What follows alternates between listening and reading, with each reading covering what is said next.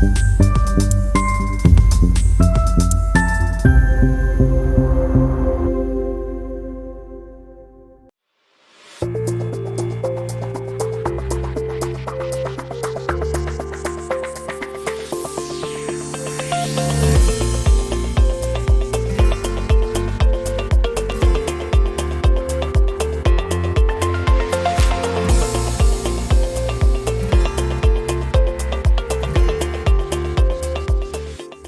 you for joining us today. My name is Chris Petrick. I am a registered nurse with over 45 years of service in healthcare, and I am a dementia specialist. And I have worked primarily the last 20 years of my career in the older adult population. So today we're going to talk about dilemmas of caregiving from burnout to self-care. And I will tell you also from personal experience, I've been a caregiver twice long-term for my father-in-law and my mother. So I understand the dilemmas of caregiving. And that's what we're going to talk about today. Many of us are going to be called upon sometime in our life to become a caretaker for someone. Maybe it's a partner or a family member or a friend. Some of us are already have been called to this. Some may think, I didn't sign up for this, but here I am.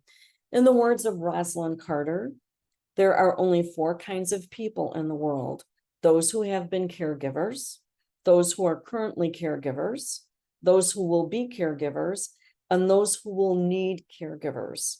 Today, we're going to explore the biggest crisis in caregiving, and that's caregiver burnout. So here's our objectives today. I'm going to get rid of the little boxes on here. Okay, hopefully you can see everything now. So at the end of this, we're going to talk about defining what a caregiver is and burnout, common feelings with caregiver burnout, how caregiver burnout affects some physically and emotionally, tips to prevent burnout, and sources for assistance for caregivers. The definition of caregiver burnout is the state of physical, emotional, and mental exhaustion that may be accompanied by a change in attitude from positive caring to negative and unconnected. Burnout can occur when caregivers do not get help that they need, or they try to do more than they are able to do, either physically, emotionally, or financially. And that was from one of the sites that we use often is Cleveland Clinic. So let's take a poll. How many of you have been caregivers so far? We'll look at, just go ahead and put that in the chat. All you have to do is say yes or no. We'll see. Has anybody out there been a caregiver already? Well, I don't see anything in the, oh, there's one person in the chat. No, yes. Okay. All right. So looking at these statistics, nearly 1 in 5 are providing unpaid care to an adult with health or functional needs. More Americans, about 24%, about a quarter of Americans, are caring for more than one person and in their home at a time. And more family caregivers, again, a little over a quarter, have difficulty coordinating care. More Americans are caring for someone with Alzheimer's disease or dementia, and that's up. And the reason that that's up is because we're seeing more and more people with dementia. Why? Because people are living a little bit longer. More Americans, again, about a quarter of those that are caregiving, say that taking care of someone has made their own health worse. And so, again, we'll talk a little bit about that later on. Also, family caregiving spans across all generations, including boomers, Gen X, Gen Zs, and millennials. When I was caring the first time, it was in a sandwich generation type of situation. I had children that were, excuse me, children that were in high school and college, involved in all kinds of sports. And I also had my father-in-law that we were caring for. I was also working full-time. 61% of caregivers are also working. So caregivers of a person who's taking care of someone with dementia face emotional, social, physical, and financial costs. In 2017, I'm sorry, the Alzheimer's Association stated that caregiver burnout was very common. Informal caregivers, that's someone who's not living in the house with them, provide about 85% of all care to older adults.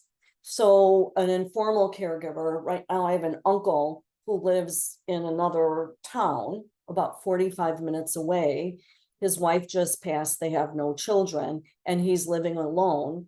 He refuses to move. So my husband and I and my sister and her husband are providing additional care for him. We do the grocery shopping. We cook meals for him that are we can freeze. So that's more of that informal caregiving, and that happens more often than not.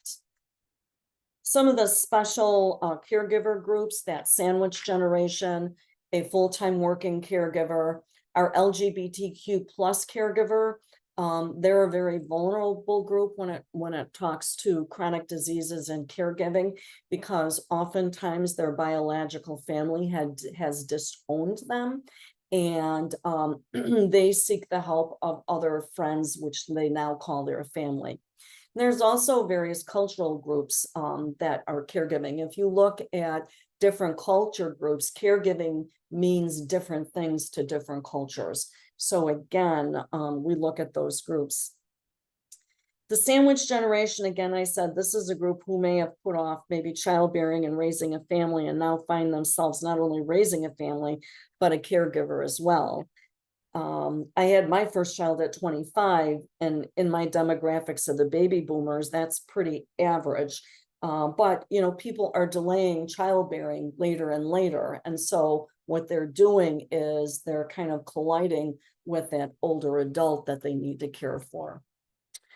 Some of the causes of caregiver burnout are conflicting demands. Again, having to work a job, being on time for your job, performing well at your job, lack of sleep because maybe the person you're caring for is up all night, lack of control. You lose a certain amount of control when you caregive, whether it be what time you go to bed, what time you eat dinner, what time you can go shopping. Those things are going to change, and we have to learn to adapt to that.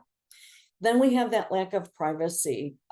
We had a 2-story home and no basement. So my father-in-law was his room that he had was our family room. So the family room was right off of the rest of the living space. So you do tend to give up some lack of privacy when you're caregiving in your own home.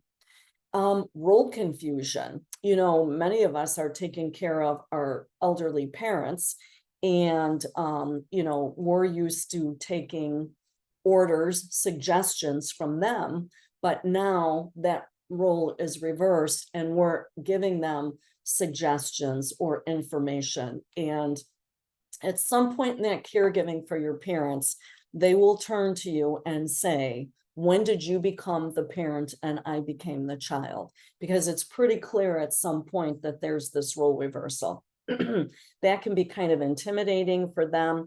It can cause role confusion for us as the people that are caring for maybe our parents. Again, this is reasonable that you will find that. Maybe there's some unreasonable demands, whether it be from the person you're caring for or family members. Family members who are not the caregivers typically are really good about giving directions. And so having that extended family, and you have some people you can rely on, and you have other people that you can't rely on, but they're giving unreasonable demands to you can be very frustrating. Also, unreal expectations. Unless you know about the disease of the person that you're caring for, and I think it's important to know about that disease, you may have some unrealistic expectations. If you're working with someone with dementia, you may expect them to remember what time they're going to eat dinner every night, when every night is a new night for them. So again, we have to look at our expectations and kind of change them around. Financial, you will spend probably on the average about $30,000 out of your own pocket annually to caregive for someone. And that's just the average. Excuse me, everyone.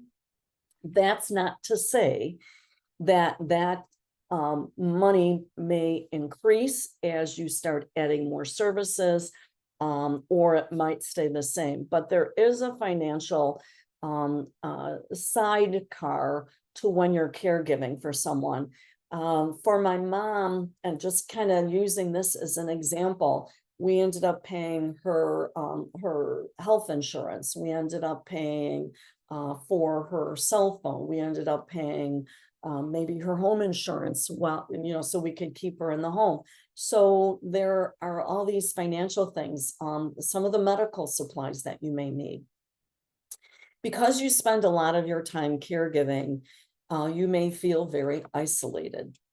And isolation is not good for anybody, but especially for a caregiver, because they need some kind of interaction and they need support groups to help them. Oftentimes we hear from people, I'm not a support group person, I don't need that. Yet when that person will finally take the step and get into a support group, they say, I should have done this a year ago, because you're sitting with the kind-hearted and they know what you're going through. And there's an element of empathy there, and there's suggestions. So really, it's important to have that social interaction, whether it can be a friend that you can talk to, or have someone sit with the person that you caregive for, so you can go out and do something for yourself.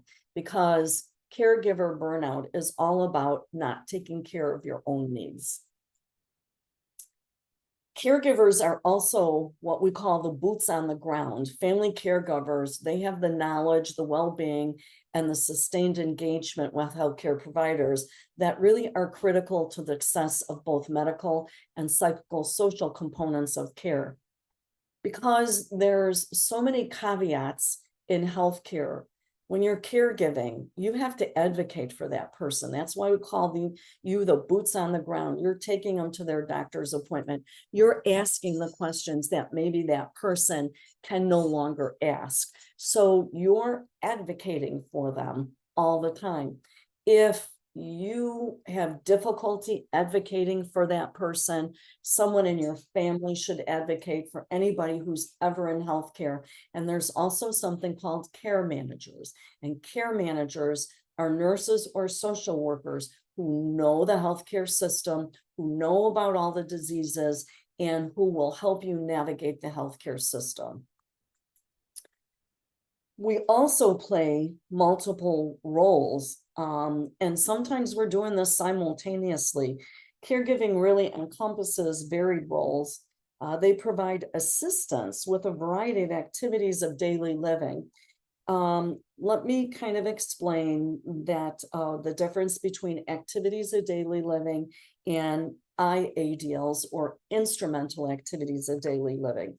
So IADLs, instrumental activities of daily living, are things that move our life forward.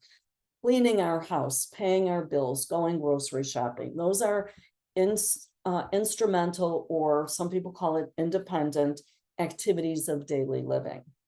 The ADLs, or activities of daily living, is more your personal care, brushing your teeth, combing your hair, taking a shower or a bath. So when you hear that ADL, that's really personal care. When you hear IADL, that really means things that move you forward in your life.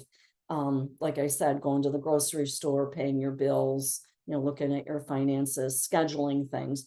Those are your IADLs. And as a caregiver, you might be someone that is helping a person with their IADLs and or their ADLs.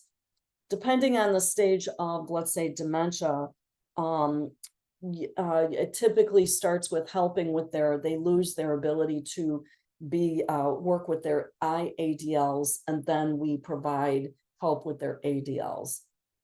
But looking at the caregivers, we're a care provider, we're also a care coordinator, we're an information resource for those people in healthcare that we're bringing our family member to. We're advocating for them all the time. We're also an emotional supporter, and we're also a quality sentinel. I think that's a very important thing. I really suggest, and this is my own personal feeling, and I do it myself, and I will do it for any family member. When there is someone that needs to be in the hospital, one family member needs to be with them, because they're a source of information. Who is this person? What's their likes and dislikes?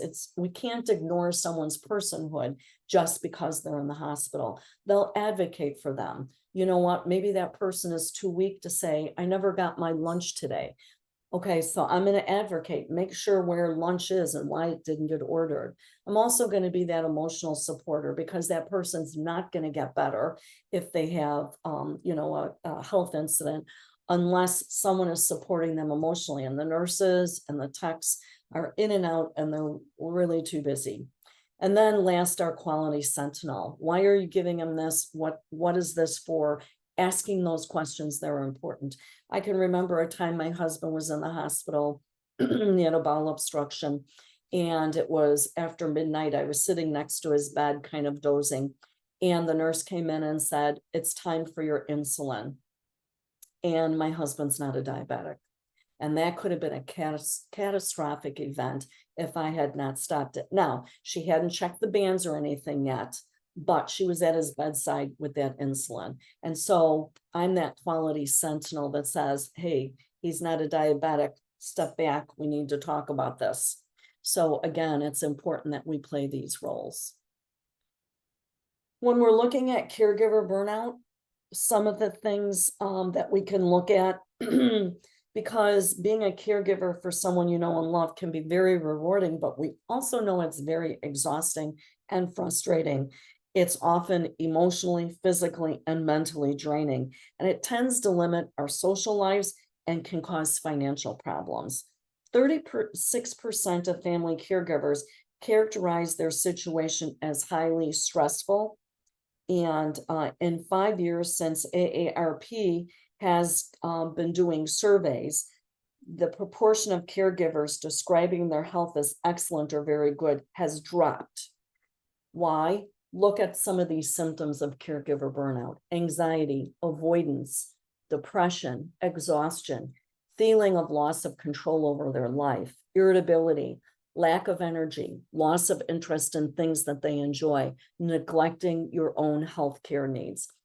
They did a study a couple years ago, and they found out that in a large percentage of the caregivers, I don't remember what that percentage was, but in a large percentage of the caregivers, their health was poorer than the person they were taking care of.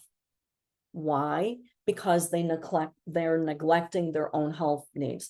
They're busy taking that person to the doctor. They're busy caring for that person. So they tend not to take care of their own health and see the doctor once a year for preventative. So really, we need to think about how we can prevent this caregiver burnout.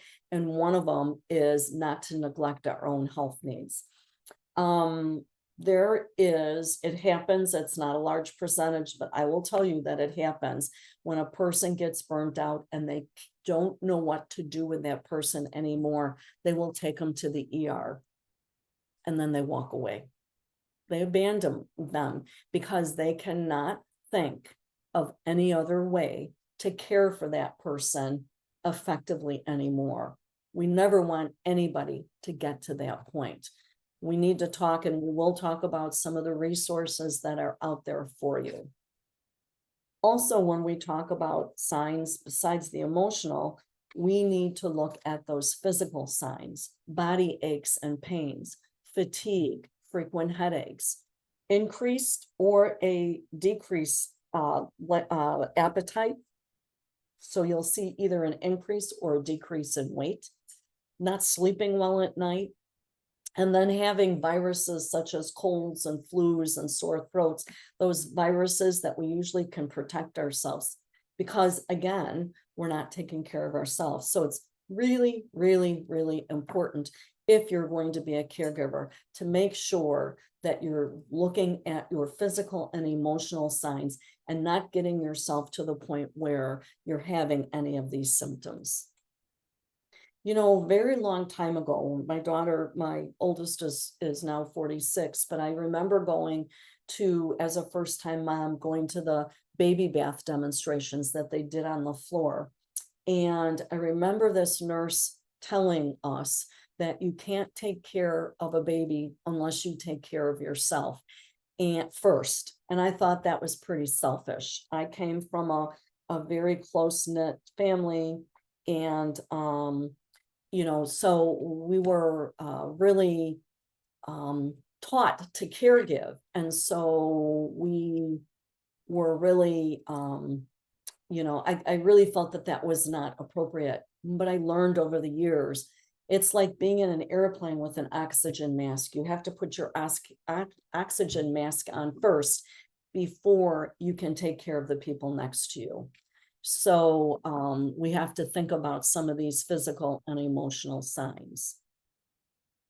These are some of the proactive steps that you can do to reduce the impact stress that you have that's on your brain, the effective stress on your brain. Welcome to this week's Brain-Based Wellness News. In today's news, we look at the impact chronic stress has on your brain health and function. Approximately 90% of all doctor visits are due to stress-related health ailments. Chronic stress increases the stress hormone cortisol.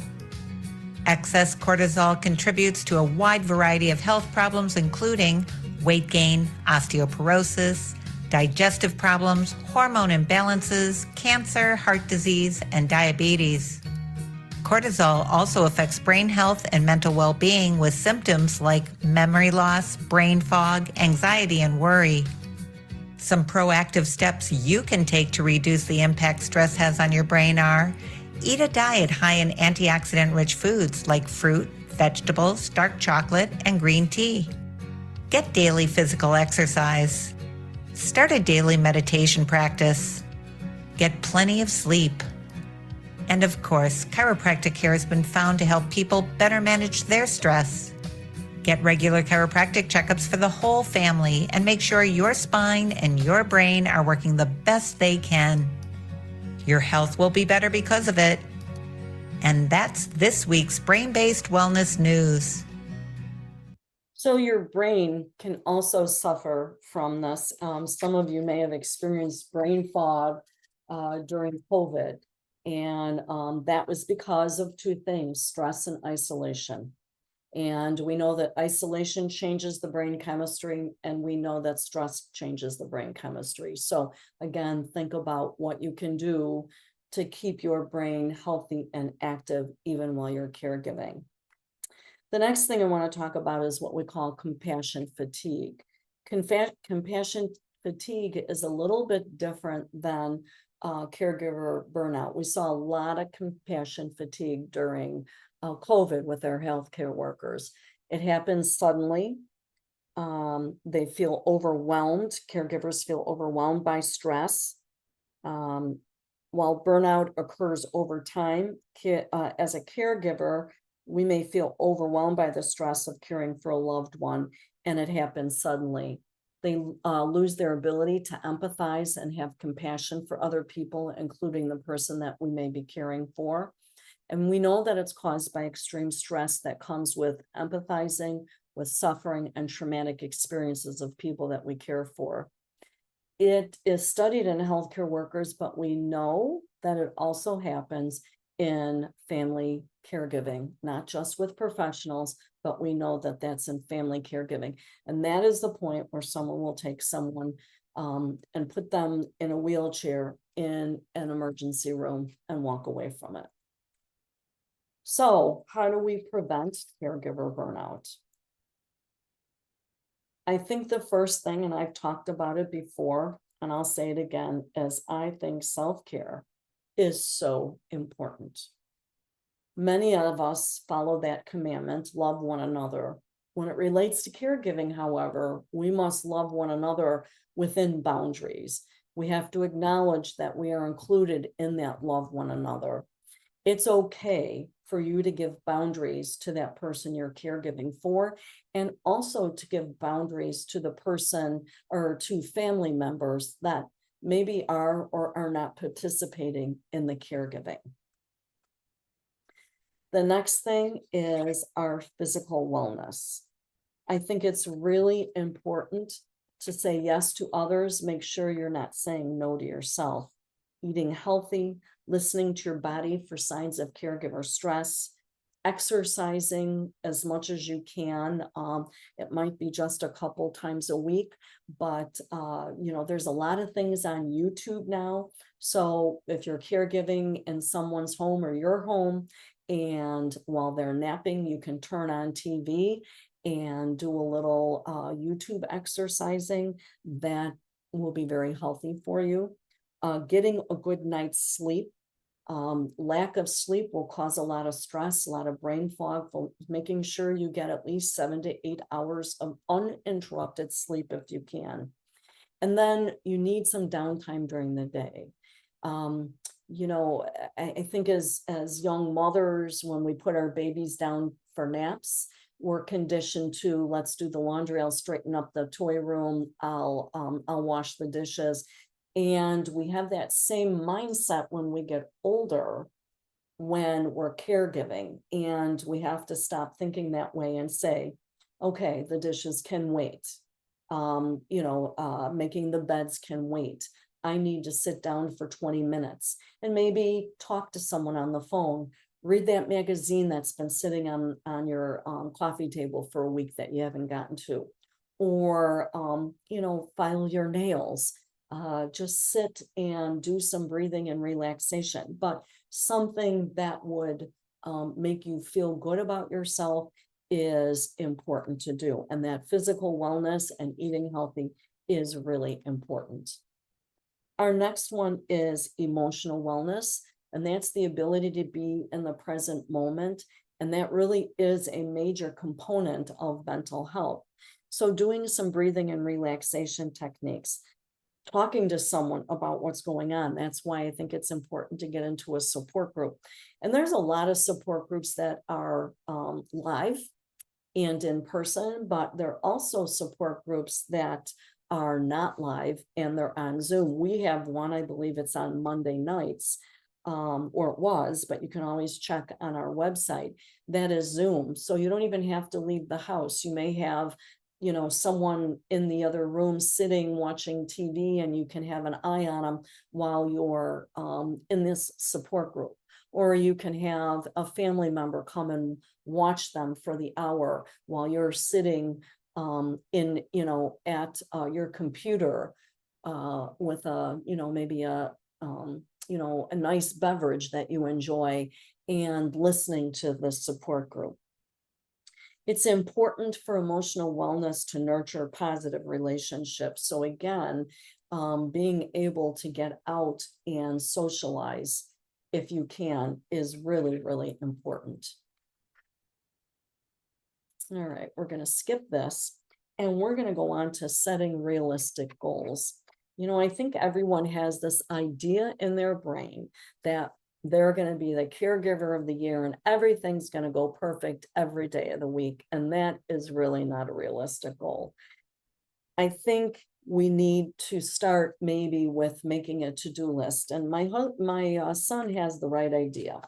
He told me once that he's the father of 2 and he's a firefighter, so he's a busy guy.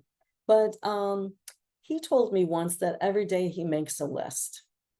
And the first thing he makes on the list is The first thing he writes on his list is make a to-do list. That way he can scratch it off. So even if he doesn't accomplish anything else on that list, he's accomplished one thing, and that was making that list and scratching it off. Kind of a funny side note, but hey, it works for him. So make your to-do list for the day. Be grateful when you get to check something off. Know that you're not going to check everything off. Limit that list to the most important things that you must accomplish. And be honest with yourself about what you accomplish. And I want you to put on this to-do list, make time for myself. I think that needs to go on there, and that definitely needs to be crossed off every day. Educate ourselves. I think education is very important. You need to know what you're up against, whether it's a chronic disease, it's a life-threatening disease, maybe it's just someone your spouse or partner had a knee replacement, so you know that you'll be doing some intense caregiving the first couple of days, but after that, they're going to need your assistance. But learn what it's like to take care of someone after a knee replacement. Learn what it's like taking care of someone living with dementia. Learn what it's like taking care of someone with cancer. Learn about their treatments if you can. Learn about what they're experiencing. I think it's really important that the more you know about a disease or condition, the better prepared you're going to be to caregive for that person. Communication is so important. It's the single best problem that the communication has taken place. Make sure that when you're talking with someone, you're talking directly to them. My husband and I have a joke: as we're older adults, you're talking to me from a different room, I can't hear you. So be face to face with them, talk to them, and communicate what you're going to do with them, but also communicate with the other people that are going to support you. Be aware that some people, and you'll find this out as you communicate with them, be aware that some people are not good caregivers. They just don't have that quality. That's okay, but they can help you in other ways. Maybe on that to-do list, you need the ceiling lights in your ceiling fan changed, and you can't get on a ladder to do it. But maybe your son, who's not a good caregiver, who's not comfortable doing that, can come over and do that for you. So put things on your to-do list that you can't possibly do. It's a challenge for you, but that might be something that someone else can do for you. I can't give for you because I'm not comfortable with that, but I can certainly run to the store if you make me a grocery list. I can return those books to the library if you'd like. So there's things people typically want to help. They may not be comfortable with the caregiving aspect of it. Communication is essential. Be forgiving. Forgiveness is not something we do for ourselves. It's something we do for other people. We don't do it for other people, I'm sorry, but we do it for ourselves. We can't move on unless we forgive. If you have to caregive for someone that you had a lot of conflicts with younger in your life, it's going to be difficult to caregive for them. So you have to be forgiving. And I know for many instances, and coming from experience, that's going to be very difficult. But until you forgive someone for the disrespect they gave you or the conflicts that you had with them, you can't caregive. And I know many families have a lot of conflict with their parents. They may butt heads a lot, but we have to take care of the here and now. And that's important that you forgive that part, put it aside for right now, be present in the caregiving. There's something called respite care. And what you may want to do for respite care is, if you need a couple of days off, if you need to go out of town, maybe you have to go out of town for work, or you have a funeral that you need to attend out of town, and you need someone to watch this person for a few days. Many of the communities out there, whether it's memory support or assisted living, they have what's called respite care. And typically it's a fee per day. That person that you're taking into respite care would get 3 meals a day. They would get help in assisting and dressing and whatever their needs are. They don't really do, most of them don't do medical things, but you may find a respite care that does. But sometimes that's important because you have plans that you can't miss. Sometimes you need respite care because you're heading towards burnout and you don't want to get there. And it's important to think. Now, keep in mind that your expectations and your aspirations may be a little different than what you anticipate. I can remember that we needed to just get away for a day or two when we were caregiving for my father-in-law, and my brother-in-law, who's single, said he would take them overnight. And so we had 48 hours where we were just could do what we wanted to do. And when I picked up Dad in 48 hours, I looked at him. Had he been showered? No. Had he eaten? Yes. Had he taken care of his bowel and bladder needs? Yes. Was he happy? Yes. He was spending time with his other son. So I had to change my expectations of what I thought I would see someone dressed neat and clean and, maybe not a spot on their shirt. And so there's a spot on the shirt. I take them home and I change it because I didn't want a spot on the shirt. But as a single male, that didn't seem to bother him. So respite care is important. You have to make sure that they're fed, they're healthy, they're safe, but they may not be exactly what you have in your mind as the outcome. And the outcome, again, is safe, healthy, fed. You want their basic needs and a little bit more than that. You want that empathetic approach. He had a great time, and so everything went well. So you don't know unless you try. Respite care information. I'm just going to tell you that you need to start, if you're looking for respite care, you just can call any of the assisted livings, and most of them and many of the memory supports will have respite care. And again, the price is going to vary from place to place. It's usually a daily fee, which includes their activities and their 3 meals. I think it's really important to reflect on the awards. What we see in caregiving, believe it or not, even though I've talked about the good, bad, and mostly the ugly, is that we need to understand, for the most part, caregiving is very rewarding.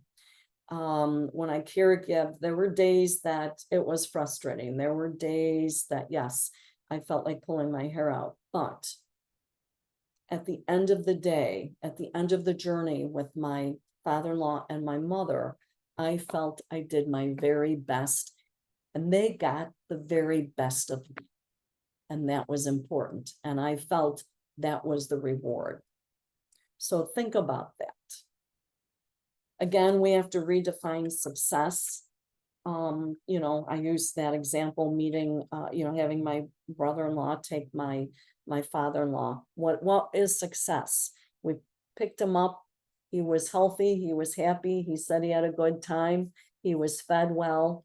That's success. A little spot on the shirt, I'm not going to worry about. Share your wish list. I talked about this. I think it's important to share your wish list.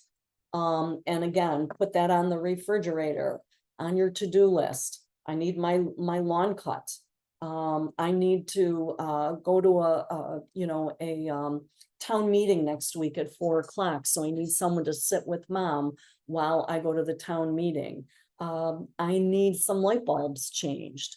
I need to help install some grab bars for mom. So put that on your wish list. And as people say, what can I do to help you? Share that wish list with them.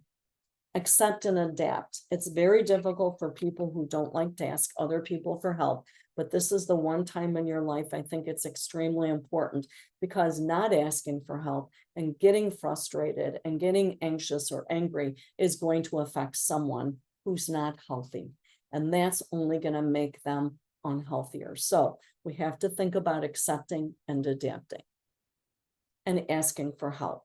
It is really hard for some people to ask for help. They see it as a sign of weakness, but really, in the words of Lily Collins, it's one of the bravest things you can do, and it can save your life. And have a lot of gratitude, because gratitude is really important. Actually, gratitude changes the chemistry in your brain. So it's really important to be gracious and have gratitude for what we are living in, who we are helping, and who are helping us do it. This talks about how gratitude does change things in your brain. Wix, one platform, any website, unlimited creation. Describe your needs and goals. Research shows that adopting an attitude of gratitude, simply expressing appreciation and being more thankful, can measurably improve your overall well-being. For example, studies prove that gratitude can increase happiness, reduce depression, and strengthen resiliency. Grateful people often experience reduced blood pressure, less chronic pain, increased energy, even longer lives. People who purposefully express more gratitude report higher self-esteem than those who don't, and they're more likely to help others, a pro-social behavior also linked to greater happiness. People who capture grateful thoughts before bed sleep better than those who don't. Why so many positive changes? Because gratitude actually rewires our brains, kickstarting the production of dopamine and serotonin. Like antidepressants, these feel-good neurotransmitters activate the bliss center of the brain, creating feelings of happiness and contentment. This appears to be self-perpetuating. Research suggests that with regular practice, you'll train your prefrontal cortex to better appreciate and retain positive experiences and thoughts, and to deflect the negative ones. Here are a few simple ways to deliberately cultivate that attitude of gratitude. Celebrate minor accomplishments. Think about what you have rather than dwelling on what you don't. Tell the people in your life something you appreciate about them. Tell yourself too. Volunteer, hold a door for a stranger, or simply smile more, and you'll probably feel better, as kindness and giving are connected to gratitude. Similar positive brain changes can occur from regular meditation and mindfulness. Keep a daily gratitude journal using an old-fashioned notebook or a high-tech app. The science is clear. Give gratitude a go. You'll be thankful you did. I'm not a journal person, but if you are a journal person, this is the perfect time to journal and put down what you're grateful for. What I do at the end of the day is I usually ask myself, what went right today? Did anything go wrong today? Did I make someone smile today? What am I grateful for today? I do that before I go to sleep every night. And it just gives me some clarity. And so you don't have to spend a lot of time on it, but I think it's important that we look at that and be grateful for the opportunity to care for someone if we do. Here's some resources for caregivers. The NIH has a wonderful outreach program, and there's a caregiver program. And then there's another NIH program, National Institute of Health. And I think these caregiver resources, if you need those, you can take a picture of this slide. But I just want to remind you that caregiving is a gift, it's an honor, it's a struggle. But again, as Rosalind Carter said, we're all going to be a caregiver. We're all going to need a caregiver. So thank you everyone for joining us today.